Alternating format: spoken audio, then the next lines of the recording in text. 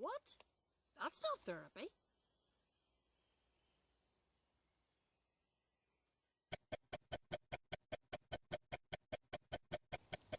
And this is wrap. You can do it lots of different ways. You can do it as a one-to-one or in group. Most people will begin with a workbook approach, something like this. Lots of little sections to fill in, photographs can be put in, and a crisis plan created at the end. You can do it in a more creative approach, something like this. This is my scrapbook.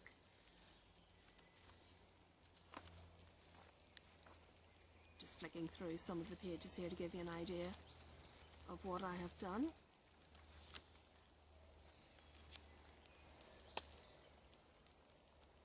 Everybody's will be different, and everybody's will be very, very personal.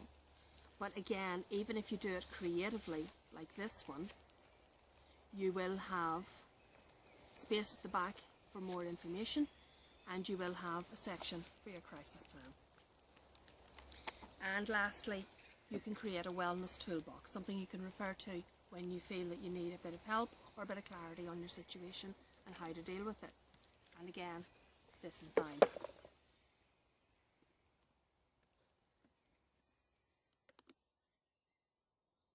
So returning to the wellness toolbox, I'm going to share mine with you. You don't have to share these. What you put into these is entirely up to you, and just like the booklets, you can keep it all to yourself. You don't have to share it with anybody if you don't want to. But I'm going to let you look at mine.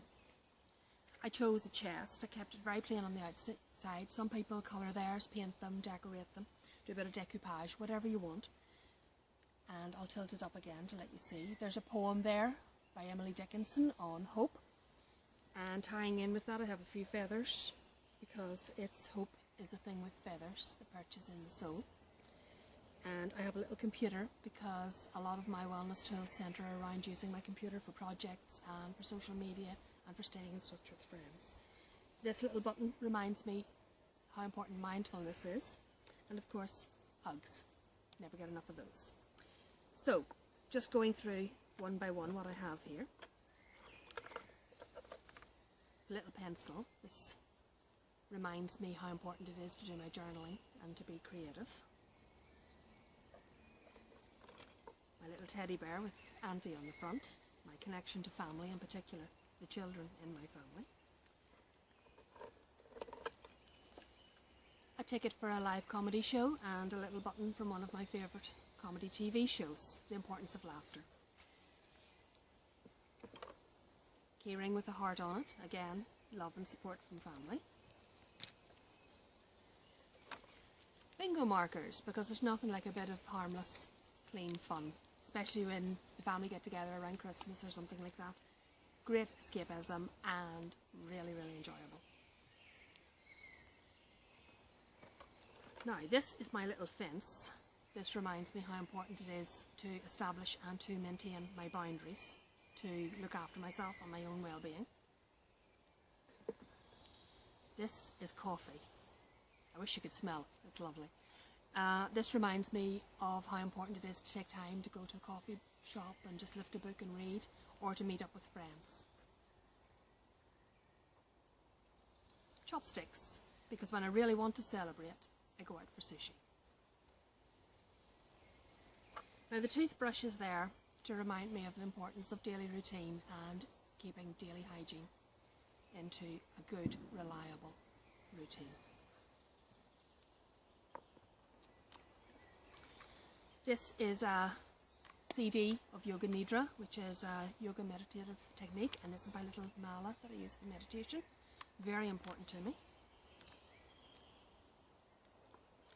Medicine bottle, because although some people don't use them, I do use medication and I really rely on it, and it's important that I remember how important it is. Chocolate. Who wouldn't have chocolate in their wellness toolbox? A whistle, to remind me that it's always okay to ask for help when you need it. Now, you may not be able to read this, but it says stamps. It's a little pendant, and it is actually for carrying stamps. This is in here to remind me of the importance of study, because most of what I do is correspondence courses. I find it very enjoyable and very rewarding. Now this was a gift from my sister, this little sock. It's in here because it keeps safe some memory sticks which have photographs, videos and other important stuff that I would want to be without. Little pair of Wellington boots because I absolutely love the rain, and if I get the chance I would even go for a walk in the rain. There's something wonderful about the way the air smells and how refreshing everything is after a rain shower. This little bungee is in here to remind me how important it is to stretch yourself now and again and to step outside your comfort zone. Again, you won't be able to read this, but it's a little card. It says hang in there, and it has a small poem. This was given to me by a member of the family at a time when I was going through a lot of difficult patches, and it was really, really helpful to carry it with me. In the past, I've had a lot of difficulty with self-harm. So this is a dressing, a melanin dressing, and then the little butterfly is to remind me that I do have coping mechanisms to use and that I don't always have to resort to the self-harm anymore. Eye spray, to remind me that it's important to see things clearly and to examine your thoughts and to examine your emotions and to learn more about the way you work and the way you act. These are my 3 favourite films. This one in particular is very inspiring.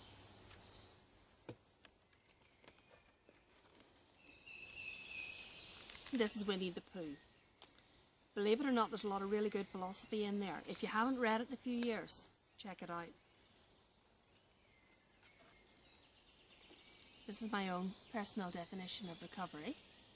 The picture was taken on a beach at Donegal, one of my favourite places to go to, and the drawing in the sand was done by meditative walking. It's a form of form drawing, and it takes a while to learn, but it's really, really great and really relaxing to do.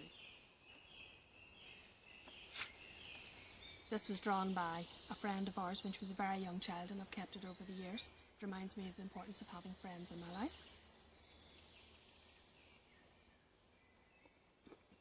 Another poem, The Road Not Taken. If you're not familiar with it, it's written by Robert Frost, and again, well worth checking out. You'll find it very inspirational. Daisies, really my favourite flower. They are so cheery, they're tenacious, they'll grow anywhere, they don't give up. This is a selection of postcards of the works of Salvador Dali.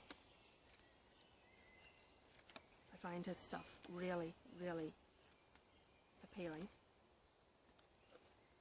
This sort of stuff here. The famous one that you may be aware of is The Persistence of Memory, which is The Melting Clocks.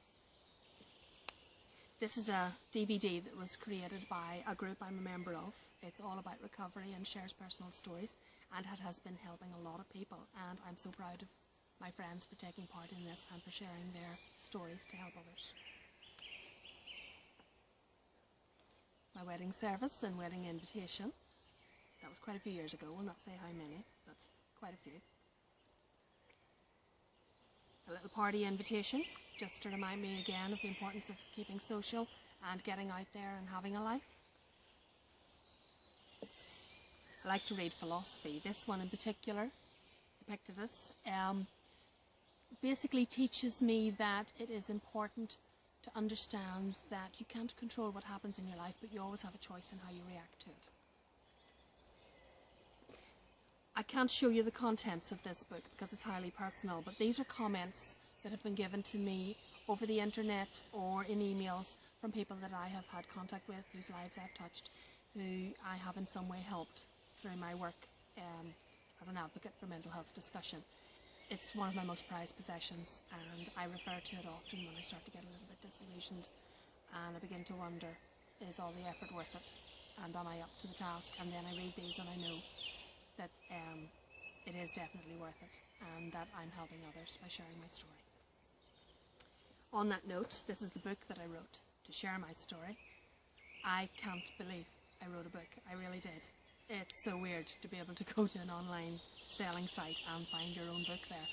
But I'm proud of the fact that I did it, and again, it has helped a lot of people, and this is to remind me of what I can achieve.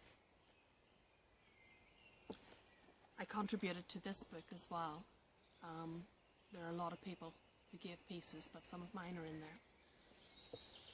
Again, I won't show this because it's personal, but there are photographs of family and friends, favourite places and pets. And lastly, just some cards from family members to remind me how important it is that they're in my life. And although the box seems empty, just like life, when things seem really bad, when you turn it over and look at it from another perspective, there's always something new to learn.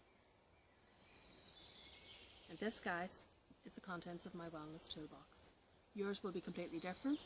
It may be a little tiny thing, it may be a shoebox, it may even be a bag. It doesn't matter. So long as you gather together the things that are important to you and remind you of what you need to do to keep well and what you need to keep in your life to manage your illness and to manage your whole well-being generally.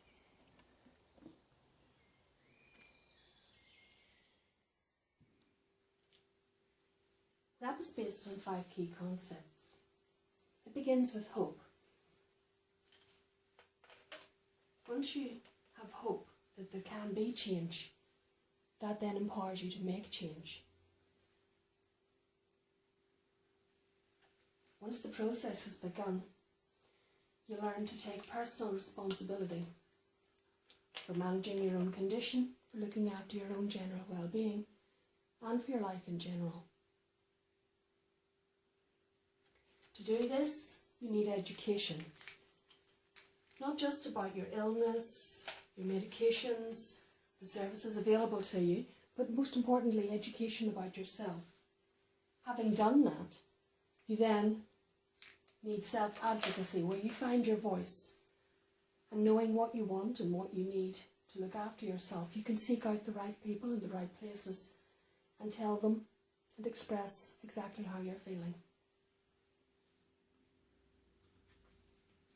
And finally, support. The rest will fall down if you don't have support. You need somebody in your life, a few people, that will be honest with you, that will give you guidance, that will give you good feedback, and will help you through the bad times, and will be there to share the good times with you. Everyone, having gone through their RAP, will have created a list of supporters. Everyone will begin the process of self-advocacy. And everyone begins a long, long journey of self-discovery. Personal responsibility becomes second nature, and hope never goes away. The principles of RAP are wonderful for helping deal with mental illness, but they apply to all areas of life, and absolutely anybody can use them to great effect. And here I am. I have a voice. Hi, I'm Elaine. I've had my condition since my early teens. I got my diagnosis late in life. It's been a very difficult journey. RAP has helped me. It has helped me take responsibility. It has encouraged me to find my own strengths and to use them, and to see recovery as a journey, not a destination. I'm not broken. I never was. I don't need fixed. I'm just different. I'm me. I'm not my illness. Just me. And I'm stronger than I ever thought I was. That's what RAP has done for me. RAP can help you too. You should check it out.